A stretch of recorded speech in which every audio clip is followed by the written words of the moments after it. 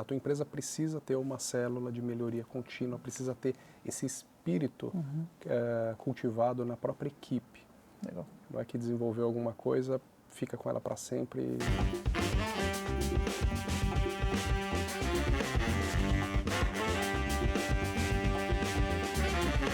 Fala pessoal, tudo bom? Aqui é o Eduardo, sou o CEO e fundador da Monkin. Estamos em mais um De Galho em Galho, podcast oficial da Monkin. E aí mantendo o compromisso de trazer conteúdo relevante e convidados relevantes. Estamos aqui com o Michel Goya, hoje lidera OpenME Log, uma história super legal, já morou na Ásia, piloto de avião, mas nada melhor do que você para se apresentar para o pessoal, tudo bom? Vamos lá. Obrigado, Eduardo. Prazer enorme falar com vocês, com a tua audiência.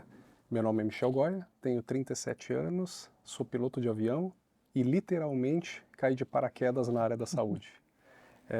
A história começou aos 19 anos, quando, numa escolha equivocada no curso universitário, eu resolvi mudar o curso da minha vida. Fui morar no Japão, lá estudei, trabalhei, fiquei por 3 anos, acumulei uma experiência incrível numa cultura extraordinária. Voltei para o Brasil, fiz curso de piloto de avião, né? Na minha sala de aula, conheci um colega que trabalhava na área da saúde, numa distribuidora de dispositivos médicos para cirurgia. A gente fez amizade, ele convidou para ir para essa empresa e estou lá até agora, virei diretor, virei sócio dessa, teve um desdobramento, hoje é um grupo de 4 empresas. Legal. Eu acho que contando as histórias, eu sou um cara curioso. Como que foi essa decisão de ir para o Japão e como foi o Japão, assim? Acho que você voltou de lá em 2010, é isso? Mais ou menos, acho que foi 2010. Foi, exato, 2010. E como é que foi, assim? O que você viu lá que era muito diferente, chegou muito depois do Brasil? Como é que foi essa vivência? E como foi essa decisão de ir para o Japão, que é um lugar completamente diferente? Você sabe que pra gente, aqui no Ocidente, quando se pensa num intercâmbio, normalmente ocorre, vou para a Europa, Portugal, né, pela familiaridade com a tradição, Estados Unidos. Para mim, fez muito mais sentido ir para o Japão. Por incrível que pareça, eu sou neto de japonês, por muito incrível que pareça.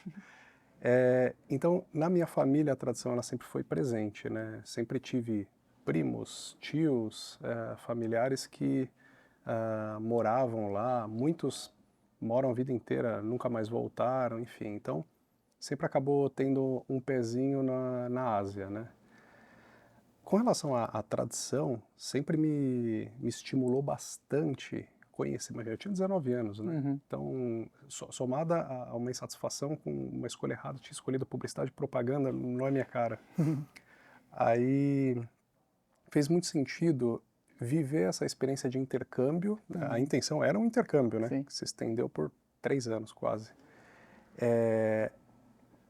Então, quando eu cheguei lá, o contato com o país, com a cultura, cara, me encantou desde o início. É realmente impressionante, E sabe? você estudou o que lá? Eu estudei assuntos relacionados a marketing, como eu trabalhava, então era EAD, isso Entendi. aí. Numa época em que estava começando. Aham. Foi bem, você vê até o quão avançada é a tecnologia em países como o Japão, por exemplo, né? Mas falando sobre a cultura, é realmente impressionante, sabe? Em cada detalhe, você percebe como um país, quando tem a educação como base, cara, as outras coisas são, por consequência, colhem resultados muito positivos. Tem um grande amigo meu que está indo, por muita coincidência, está indo morar no Japão sábado. Está saindo Fantástico. quem está assistindo sem data, é daqui de 3 dias. E está indo morar e a gente conversou muito sobre isso, né? Sobre a disciplina. O pai dele mora lá. Então ele está indo, ele decidiu ficar uns 3 anos, né? Você acha que eu vou? Agora ele vai ficar alguns anos, vai deixar a vida levar. E a gente falou muito sobre isso, né? Sobre a diferença, sobre a disciplina, sobre o comportamento. Eu nunca fui pro Japão, mas pelo que a gente vê, pelo que a gente escuta e você falando também, é muito legal essa questão de ir muito pela educação, né? Como qualquer país, tem problemas, obviamente, né? Então eu me deparei com uma diferença cultural enorme, né? Algumas coisas me chamaram bastante atenção. Hoje eu não sei como tá, né? Eu já voltei há mais de 10 anos, né? Imagino que tenha evoluído bastante. O Japão, naturalmente, no pós-guerra, ele acompanha bastante os Estados Unidos, né? Sim. Em tendências, até em um pouco sobre moda, alimentação, enfim. Na época, ainda era um país extremamente machista. Então tinham algumas discrepâncias que chocavam, sabe? Uhum. Por exemplo, quando o marido, ele ia no supermercado, Uhum. a esposa que tirava as compras do carro, Caramba. e ela andava atrás dele sempre. Quando o casal tinha um filho menina, Uhum. beleza, tava ao contrário, quando tinha um filho menina, uma filha menina, a insatisfação era meio presente ali. Quando o filho do casal era homem, ele ganhava tudo, tinha presente, então, assim, quando a gente conhece a passeio, a turismo, você não se depara com nada Uhum. disso, né? Vivendo lá, você começa a identificar os problemas também, como em qualquer lugar. Aqui no Brasil a gente está repleto de problemas, né? Sim. A- Caramba. Agora, dependendo de qualquer coisa, em termos de educação, respeito, acho que dá aula em qualquer outro país. Legal. Impressionante. Legal. E aí você voltou pro Brasil, foi virar piloto de avião. Você falou, você fez o curso. Como que foi? Eu até perguntei antes aqui pra você. É piloto de avião mesmo? É piloto de avião. Tanto minha chegada na aviação, como minha chegada na saúde, Uhum. foi, diria que, praticamente ao acaso, sabe? Eu sempre gostei de aviação, isso como hobby, né? Nunca me projetei trabalhando como um piloto de linha aérea, nem nada disso. Tenho vários amigos, né, que trabalham em linha aérea, aviação executiva, mas nunca tive a intenção de trabalhar necessariamente, né? Eu gosto de encerrar o dia de trabalho e voltar para casa, né? Entendi. Esposa, filho, né? O piloto normalmente não consegue manter uma rotina dessa. Mas acabei indo para aviação, concluí o curso. A aviação assim, é espetacular, é muito legal. É uma responsabilidade absurda de você manter a aeronave Uhum. em pleno voo. Existe uma série de procedimentos para emergência, inclusive. Diferente do que muitas pessoas pensam, a aviação é um dos meios de transporte mais seguros do mundo, Sim. né? Então, é muito mais seguro você pegar um avião e ir daqui para o Rio do que de carro. Com certeza. É encantadora a aviação. E você pilota tipo, com que frequência atualmente?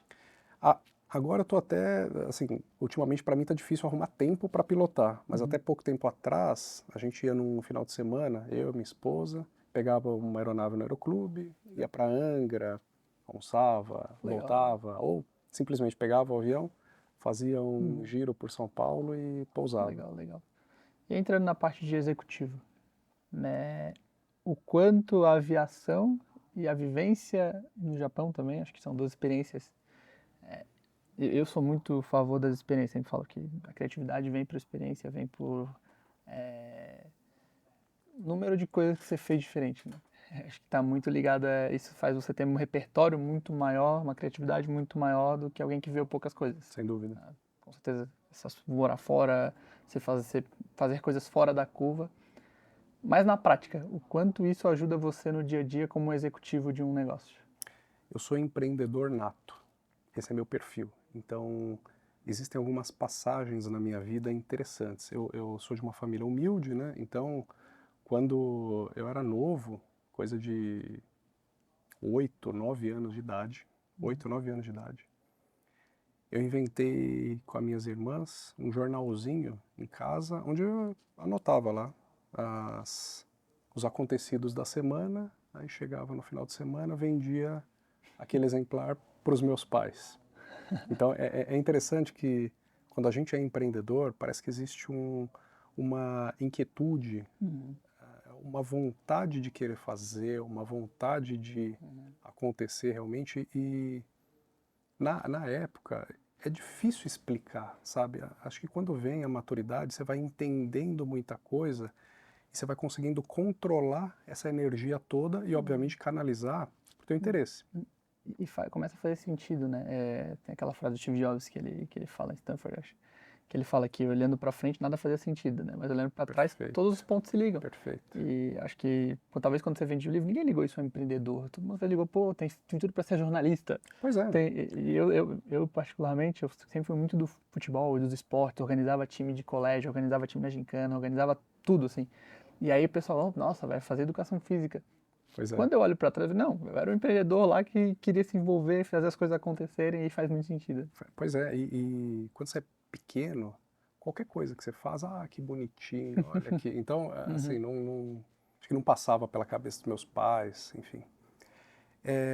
Eu vejo que todas as experiências que eu já passei, fui estagiário em banco, morei no Japão, voltei, fui piloto de avião, entrei na área da saúde, e fora da minha carreira, outros negócios que eu já investi, restaurante, startup de logística com uma pegada ESG, incorporação imobiliária. Então, vários desses negócios a gente encontra ponto de sinergia. Sim. Então, primeiro que aquilo que a minha esposa sempre fala, nossa, mas lá vem o Michel inventar outra coisa e depois reclama que não tem tempo, que acaba não dando conta de tudo, aquela correria, aquele Sim. caos, mas é um caos que o empreendedor, ele gosta, Precisa. ele se encontra, ele precisa. Isso que é o mais louco, né? Eu não me vejo de jeito nenhum aposentado. Sabe aquele negócio? Vou trabalhar a vida inteira para me aposentar. Para o quê? Para parar? Para ficar sentado na cadeira a tarde inteira vendo o ciclo do sol? E eu acho que o empreendedor, ele escolhe o que gosta de trabalhar também, né? Sem eu dúvida. Falei essa frase para um amigo, eu sou de Floripa, a semana passada eu tava em Floripa, tava com os amigos, daí começamos a falar de trabalho, eu falei, pô, eu gosto muito de trabalhar, sabe? Eu tô com saudade de São Paulo porque eu preciso de criar coisa nova para viver. Aí eu lembro que o pessoal em Floripa tem muito aquele espírito do funcionário público, cada vez tá diminuindo muito menos. Sim. Mas a minha família é toda, por exemplo. Mas meus amigos, cara, saudade de trabalhar, fica estranho. E o empreendedor acho que tem isso, né? A gente escolhe o que gosta de fazer e quando a gente tá fazendo muita coisa repetitiva, a gente fala, opa, não, preciso criar alguma coisa porque eu quero voltar a gostar de trabalhar. Acaba sendo difícil conversar com pessoas que pensam dessa maneira, pessoas que não gostam da segunda-feira, porque eu adoro ir para o escritório, adoro conversar com as pessoas, adoro entender problema e fico extremamente satisfeito quando eu consigo, com estratégia, contornar e colher um resultado. Isso aí todo empreendedor entende bem isso aí. Boa. E falando aí de problema, dor, estratégia, o que a OPME faz hoje e que dor você resolve do problema no mercado? A OPMLog é uma empresa de gestão logística de dispositivos médicos, principalmente para cirurgia. Então, nossos clientes são indústria e distribuidores. A gente faz a armazenagem e o transporte dos dispositivos cirúrgicos. Então, explicando com um pouco mais de detalhe, todo mundo tem aquele tio, avô ou os pais que tem uma prótese de ombro, joelho, quadril, são as mais comuns, né, de ortopedia. Então, só que ninguém parou para pensar como que a prótese chegou até o hospital. A gente provavelmente fez a operacionalização disso tudo nos bastidores. Então, a prótese fica armazenada em uma das nossas unidades. Hoje tem 3 centros de distribuição. E o nosso cliente, a indústria ou o distribuidor, ele depositou esse material com a gente. Certo. Quando o hospital solicita uma entrega de material, ele solicita para o nosso cliente através de uma API de sistemas, a gente visualiza. Então cai na nossa tela como se fosse um pedido. Separe um Big Mac. Entendi. A gente separa o material, envia para a cirurgia, no dia seguinte retorna de novo os materiais que não foram consumidos e o ciclo se recomeça. Legal. E dúvida leiga mesmo, por que precisa de uma empresa logística para a saúde e não pode ser uma empresa logística qualquer? Pra fazer assim? Não, pois é. E a dúvida não é tão leiga, viu? Na verdade, eu vejo um público qualificado questionando e comparando a gente com um serviço logístico comum de qualquer transportadora. Existe, assim, acho que basicamente o que faz bastante diferença é a logística reversa, tá? Então, os nossos motoristas, eles não são um profissional, é diferente de um motorista de uma transportadora que eventualmente nem sabe o que ele está transportando. Ele pega a caixa, a nota fiscal, se bateu, tá tudo bem. Não é assim. Os nossos profissionais, eles são treinados naquele produto. Então, eles sabem identificar quando o produto está danificado, quando o produto precisa de teste, se aquilo é um implante, se aquilo é um instrumental, se aquele equipamento está completo, falta alguma coisa e assim por diante.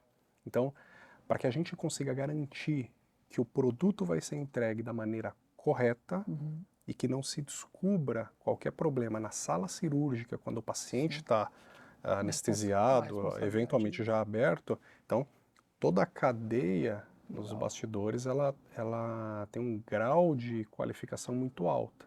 Então o motorista ele é um cara fundamental nisso, é um profissional diferenciado. Evita quase zero falhas nesse caso. Sim, então a gente é treinado frequentemente no material do cliente, para garantir que não tenha problema num momento super crítico, né? E é atende o Brasil todo hoje? Por enquanto, estado de São Paulo. São Paulo. Né? A gente tem um plano de expansão que totalizam 12 unidades, ele vai ser, que está em velocidade acelerada, vai ser concluído nos próximos 2 anos. Aí sim vai ser nível Brasil. Legal. A gente está inaugurando uma unidade no Rio. Legal. E entrando nessa linha de saúde, acho que eu vi que você faz parte também da associação de startups, é isso? Exato. Como que tá a gente fala muito de inteligência artificial, a gente fala muito de tecnologia, a gente fala muito... E saúde aqui no Cubo Itaú, a saúde o tempo todo, tem andar de saúde health. Como que você vê o futuro da saúde hoje? Como que a logística entra nisso? Como que tá essa cadeia de saúde hoje ligada à tecnologia? Porque a saúde sempre vai ser necessário. Existe o EAD, existe inteligência artificial, mas sempre vai ter que ter alguém, vai precisar de remédio, vai precisar de cura, vai precisar de médico. Sem dúvida. Saúde, na minha opinião, acho que é um dos principais setores e mais sólidos do país. É um setor que está sofrendo grandes modificações, principalmente no âmbito hospitalar e operadoras de saúde. Está sofrendo consolidações, grandes mudanças, né? É um setor que eu costumo... que é complicado falar que eu costumo dizer que é isento de crise, porque a gente está vivendo uma crise na saúde. Mas é um setor blindado, é um setor muito sólido, muito grande, sabe? Sim. A saúde e a tecnologia, elas são grandes parceiras. Elas trabalham lado a lado, elas caminham lado a lado, isso vai acontecer sempre. Porque é motivado pela necessidade que todo mundo tem de viver mais. Então, todo ser humano, todos nós, a gente quer viver mais e a gente quer chegar com saúde na velhice. Para isso, a tecnologia é um aliado perfeito. Entendi. Existem, por exemplo, diversas soluções, por exemplo, com inteligência artificial, robô, que acompanham, que fazem cirurgias. Então, existe um robô chamado Da Vinci, que é incrível. Os principais hospitais de alta complexidade ele já tem. Você vê que poucas pessoas sabem, né? Sim. O equipamento ele pode ficar aqui em qualquer hospital e a outra parte, que é onde o cirurgião opera, pode ficar em qualquer parte do mundo. Isso eu vi que até o próprio 5G ajuda nisso, né? Exato. Então, uma das possibilidades do 5G é trazer um salto estratosférico na saúde, porque a tecnologia ela já está presente. É que a velocidade da conexão não acompanhava. Legal. Eu lembro que o 5G, a primeira vez que me convenceram que o 5G era diferente foi quando falaram desse exemplo, que dá para um cirurgião lá no Japão fazer uma cirurgia alguém Exatamente isso. Então imagina que hoje, para você ser operado por um médico inglês, que talvez seja, vamos supor aqui, um especialista, o único que opera uma doença rara no joelho. Você precisa ir para a Inglaterra. Sim. Hoje não mais. Legal, Então, hein? parte do robô fica aqui, que é o que vai ter contato com o teu joelho, e o cirurgião opera de lá, tranquilamente. Isso é muito... Acho que o desafio, quando a gente tropicaliza todas essas tecnologias, parte dessa tropicalização é trazer a viabilidade financeira para esses investimentos todos, né? Sim. Aí é um desafio. Acho que falta um pouco de incentivo tributário, enfim, porque as tecnologias existem, estão disponíveis, só que acaba chegando muito caro. Entendi. Né? Principalmente no começo, né? Exato. Exatamente. Quando a escala ela está presente, aí começa a viabilizar. Muito legal, muito legal. E você gosta da área da saúde? Espetacular. A área da saúde, ela encanta não só a mim, mas eu diria que qualquer pessoa que tem a oportunidade de colocar um pé. Eu não saio mais da saúde de jeito nenhum. A Legal. área da saúde é encantadora, porque você sabe que quando eu entrei na saúde, eu me deparei com um dilema ético interessante. A gente, na distribuidora de neurocirurgia, né? Então, a gente tratava pacientes com tumor cerebral, Parkinson, aneurisma. Então, observando aquela realidade, e é muito triste, né, observar o tratamento de um paciente desse, né? Poucos ficam 100%, né? Uhum. Eu comecei a entender assim, poxa, eu ganho dinheiro na dor das pessoas. É triste isso, sabe? Hoje eu penso de uma maneira completamente diferente. Eu contribuo para o tratamento ou para a melhora da qualidade de vida desses pacientes. E com o passar do tempo, isso foi evoluindo. Hoje, minha intenção é realmente construir uma história na área da saúde e contribuir com tecnologia, com expertise, com tanta coisa que precisa. Quando a gente fala sobre OPME, que são órteses, próteses, materiais especiais, tem um mundo de oportunidades. Faltam profissionais qualificados, falta tecnologia, faltam processos maduros, tem muita oportunidade. Então, essa é a minha contribuição na área da saúde, sabe? Legal. E são dores muito específicas, né? Quando falo de saúde, tipo, tem que entender que existe isso. Por exemplo, se eu quiser abrir uma OPM logo, eu nem sabia que isso era uma dor de mercado, que chegava às vezes um problema lá na ponta, que faltava um equipamento, dava um erro. Ou, que o 5G vai resolver a parte médica. Então tem que ter um entendimento do mercado, que é um mercado complexo. Acho por isso que o profissional de saúde ganha tão bem no Brasil, o médico principalmente na ponta, porque ele entende muito de saúde, né? Eu tenho, e aí talvez até um ponto meio polêmico, que o profissional de saúde ele entende muito de saúde, e aí todos meus amigos médicos falam, e a gente acaba esquecendo o resto, assim, porque tipo, foca muito naquele problema da saúde, problema do médico, o meu problema que eu vou resolver, que entendem muito. Eu até falei, cara, como é que você sabe tanta coisa? Ele assim, eu sei tanta coisa disso porque eu meio que deixo o resto de lado. E é um foco, uma prioridade de vida muito grande na profissional da saúde. Na verdade, todo empreendedor, ele sabe que se você tem um negócio segmentado, você tem algumas barreiras de entrada, né? E quanto mais especialista você se torna no teu negócio, independente do setor, melhor vai ser. Assim, a ideia é que melhor seja o teu resultado. E é bem provável que se a estratégia for assertiva, vai ser um bom resultado mesmo. Sim. Diferente, por exemplo, quando você está em alguns setores que por si só são problemáticos. Então, se você, vamos supor que você venda commodity.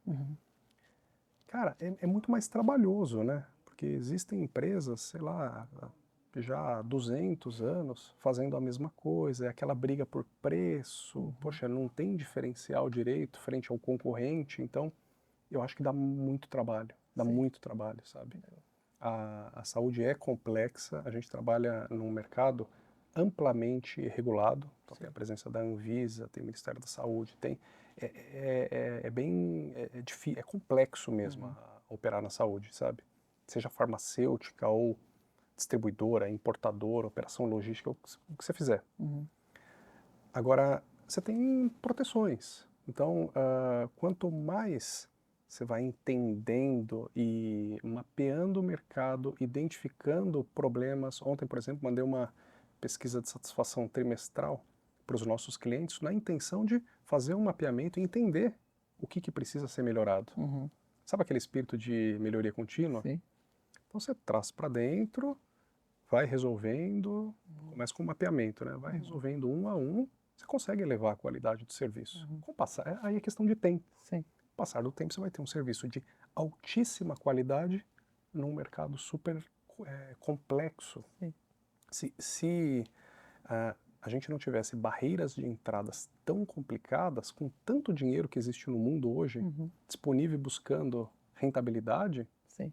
um fundo americano, fundo suíço já teria entrado, já teria colocado muita grana, que isso acontece, né, em vários setores, E daí, tchau, Michel, tchau, Eduardo, é complicado. Aham. Não, legal. Você falou aí de pesquisa de satisfação.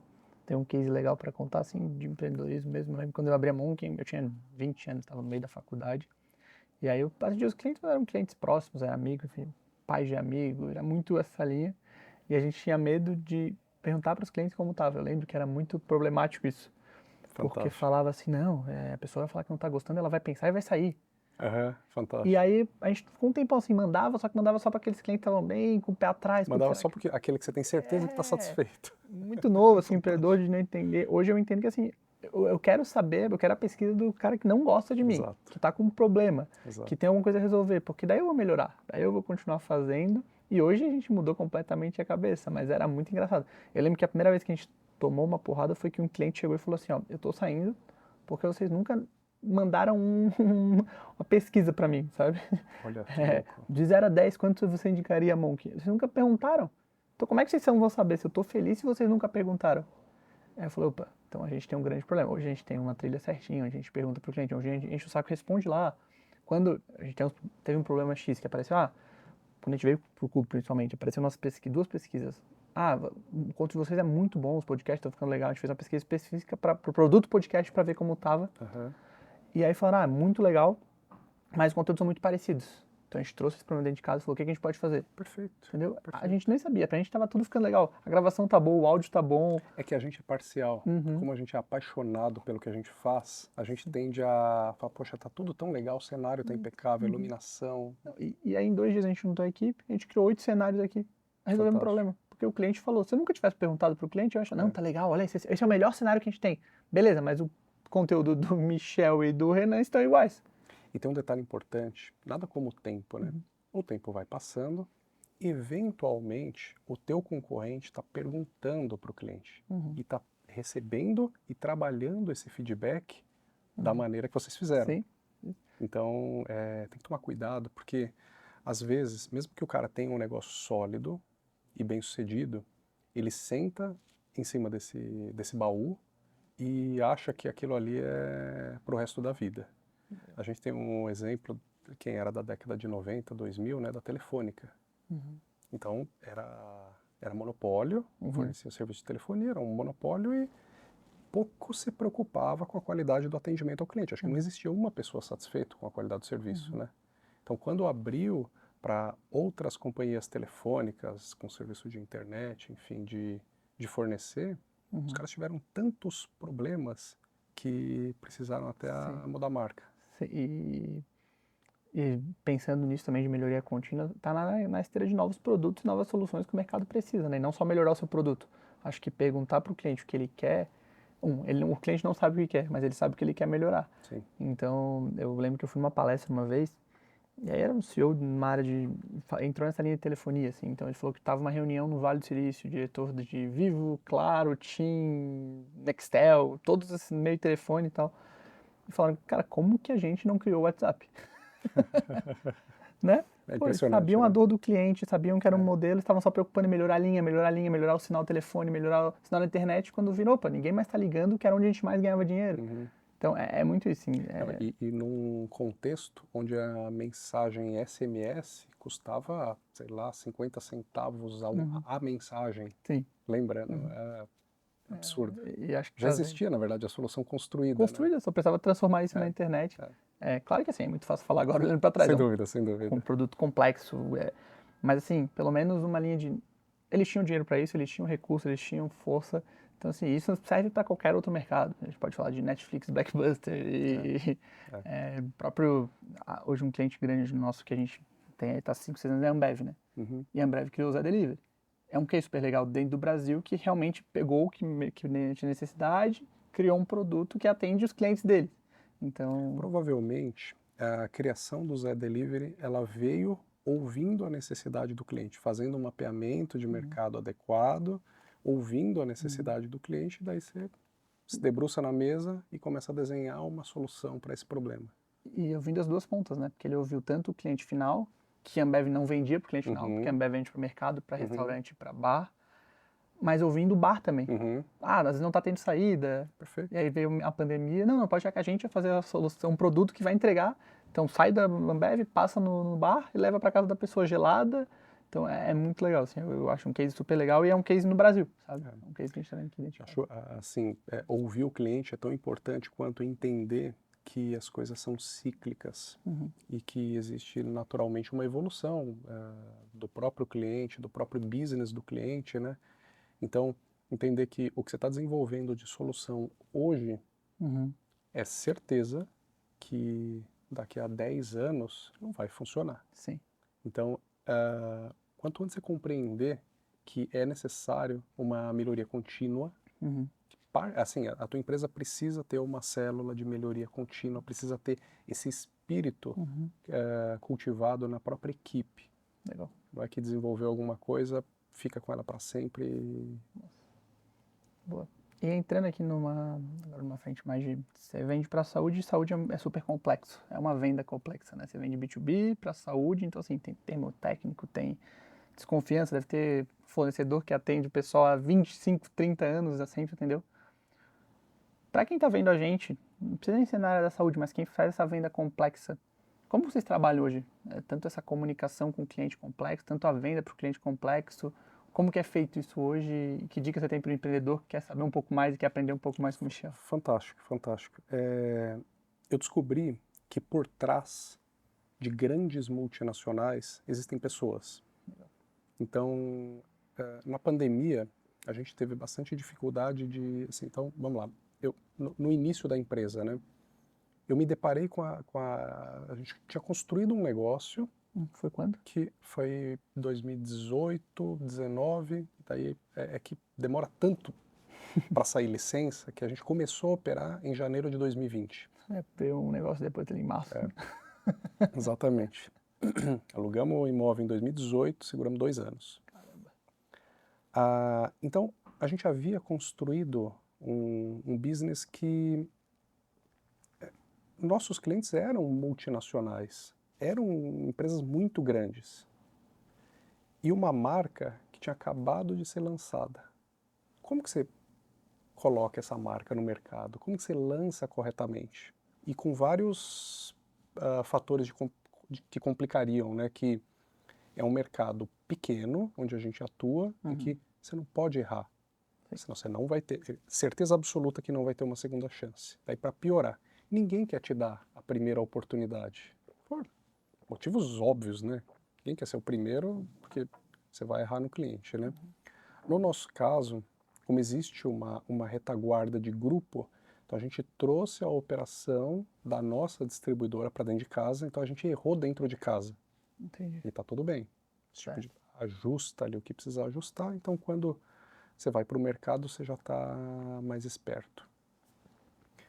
De qualquer maneira, era uma marca nova que precisava ser lançada, o Michel precisava que o diretor da Abbott, da Roche, eventualmente da Pfizer, assim, descobrisse o nosso mercado, né? E a gente pensando e desenhando estratégia, investimos uma fortuna em diversas consultorias. O resumo de tudo isso aí, não invistam tanto, o resumo de tudo isso aí é o seguinte: por trás dessas gigantes existem pessoas. Então busque entender quem são essas pessoas, o que elas gostam, quais são as inseguranças, os medos, as paixões, os hobbies. Então, por trás de um diretor de uma farmacêutica, uma multinacional gigante, tem um cara corintiano ou palmeirense, que tem filho, ou é solteiro, ou é casado, gosta de carro ou não gosta de carro, tem carro ou não tem carro, ele joga, sei lá, tênis, enfim. Então, a gente focou bastante em conhecer as pessoas para justamente estruturar, cortar caminho para a construção do relacionamento. Então, acho que mal comparando, trazendo para a tua área, lembra como eram feitos os relacionamentos, talvez até hoje, os relacionamentos nas grandes agências de publicidade? É relacionamento. Sim. Então, você vai, você chama o cara para um almoço, esse cara precisa comer, você também precisa comer. Sim. E não tá errado, né? Tipo assim, às vezes, pelo menos, muitas vezes, por que quer saber o time de futebol? Por que saber? Porque assim, eu também tenho futebol, eu também quero conversar. E aí, no final do dia, e eu acho que a pandemia cortou muito isso também, de vida profissional e pessoal, elas estão muito juntas, sabe? Totalmente. Você vai ter menos tempo, você tá trabalhando de casa, às vezes leva um tempo mais, tá no meio com a família junto, então esse relacionamento faz muito bem, assim, hoje meus principais clientes são muito próximos porque é o cara que talvez eu tenha coragem de falar assim, não tá legal, ou ele vai falar, não tá bom, vamos Perfeito, melhorar, perfeito. e até tem uma pergunta que a gente faz, que a gente tá falando muito no mercado e não é errado, você é cobrado pela sua meta. Como é que a gente pode ajudar você a bater sua meta? E você bater a Perfeito. meta, a empresa está batendo a meta, não é que é errado, não. Faz super sentido. Essa pergunta, quando eu começo a fazer a pessoa, minha meta é essa aqui, como é que você pode ajudar? E a gente começa a conversar e discutir estratégias muito pro lado de comunicação, que para a pessoa faz sentido. A gente descobriu um produto de cultura que é muito forte, porque todas as empresas estão botando meta de cultura nas Uhum, empresas. uhum, E cultura, o problema da cultura é o quê? Comunicação. uhum. Cultura é o quê? É o que você faz repetitivamente, o que você fala repetitivamente todo dia vira cultura. Falar e comunicar tem ligado com comunicação. Então, quando olhavam para a Monk antes, eu olhava muito para fazer um vídeo para fora, fazer um material para fora, uma estratégia para fora. Não, vamos fazer uma estratégia para comunicação interna. E isso a gente descobriu esse produto ficando próximo das pessoas, falando assim, como é que eu posso ajudar? Cara, tô com uma dor aqui de cultura e comunicação interna muito forte. Cara, a gente tem um estúdio, a gente tem conhecimento, a gente tem especialistas, a gente tem... Vamos desenhar esse produto? Então, foi muito numa conversa, sabe? Foi muito no relacionamento. Tem coisas que você só vai captar quando você consegue construir o relacionamento com o teu cliente num nível em que você se sente confortável a falar abertamente com ele. Uhum. E ele vai se colocar na mesma posição. Sim.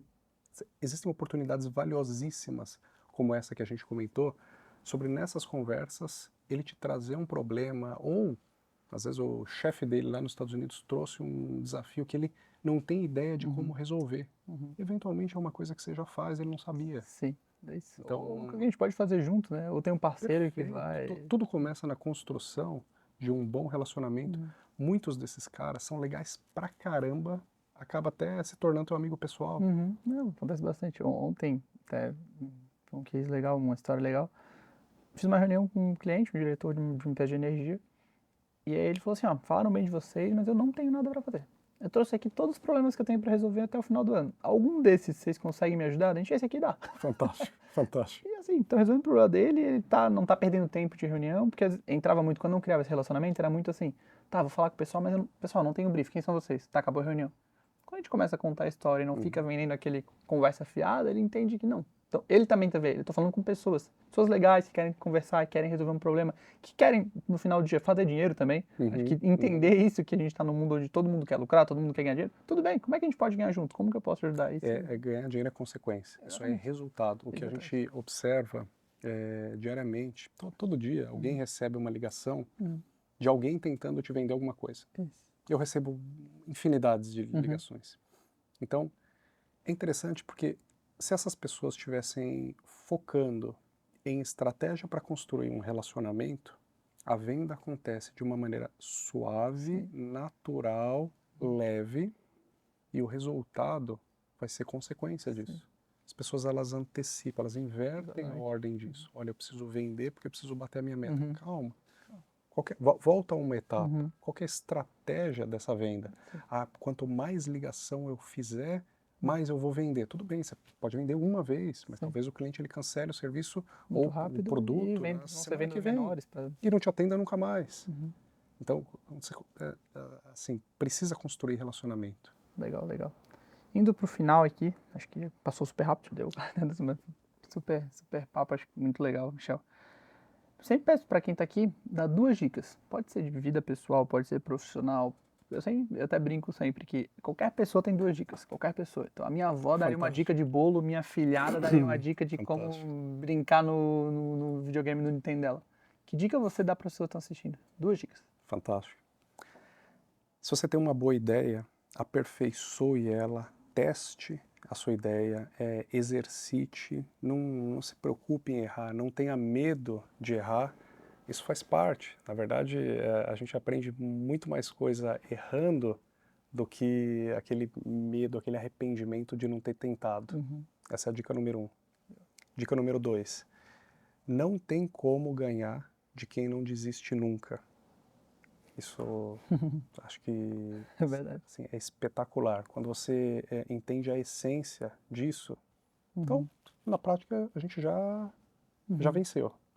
Você pretende desistir? Não. E eu não vou desistir. Então alguém vai ter que correr muito. Alguém vai ter que correr pra caramba. Ontem um amigo meu próximo, ele leu aquele livro do Schweinsteiger, do Arnold Schwarzenegger.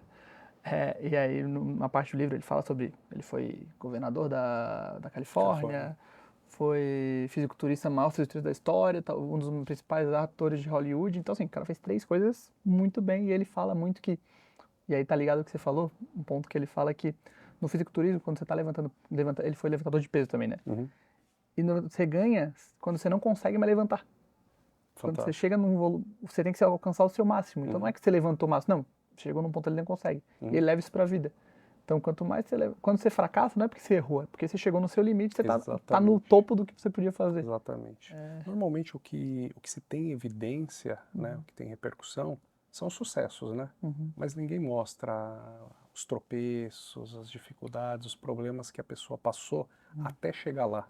Sim. Então faz parte, tudo é aprendizado, são etapas que todo mundo precisa passar para conseguir atingir o sucesso. Fechado. Muito obrigado. Obrigado a você. Pelo papo. Fantástico. Volte sempre precisar. Obrigado pelo convite. Fechou. Valeu, galera. Esse foi mais um De Galho em Galho, o podcast oficial da Monk. Até mais. Valeu!